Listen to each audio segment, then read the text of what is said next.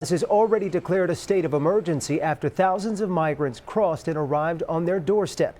Thanks for joining us tonight, friends. I'm Jonathan Martinez. Hundreds of those migrants could end up right here in San Antonio. The News 4 I-Team's Jordan Elder is in Eagle Pass tonight. She joins us live with the latest on how a potential government shutdown could also impact the city's ability to handle the influx. Jordan, good evening.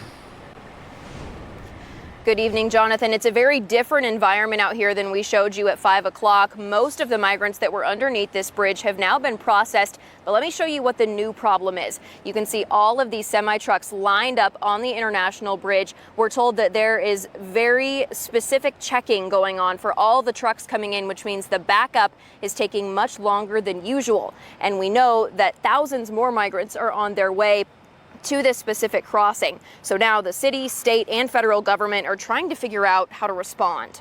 For hours on end, Border Patrol has been processing these migrants, many catching rides on trains to get here. El tren, que es muy peligroso, es muy duro la situación. Norgelis Reina just arrived from Venezuela. Many of the people she traveled with could end up in San Antonio or other cities in Texas. They're asking for asylum.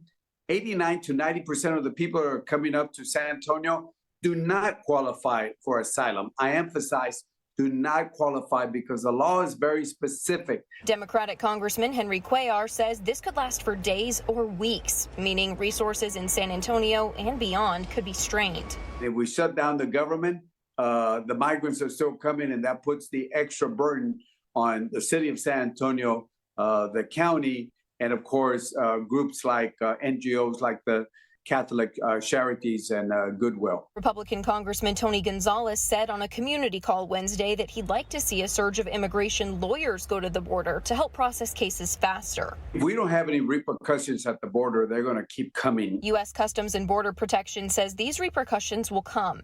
In a statement, the agency says in part, we will maximize consequences against those without a legal basis to remain in the United States.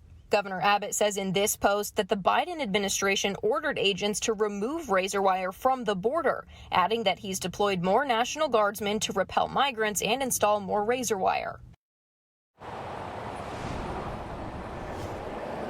If the government does end up shutting down next week, Congressman Cuellar tells us a lot of the burden is going to fall on the city of San Antonio and other cities where these migrants are going, along with their nonprofit organizations that are trying to help the migrants. With the thousands more migrants that we know are on the way, that could get costly. For the News 4 I-Team, I'm Jordan Elder. Jordan, thank you for that reporting. The migrant surge is not exclusive to border communities either. Many of the people who cross the border in Eagle Pass, well, they end up right here in San Antonio, as we mentioned.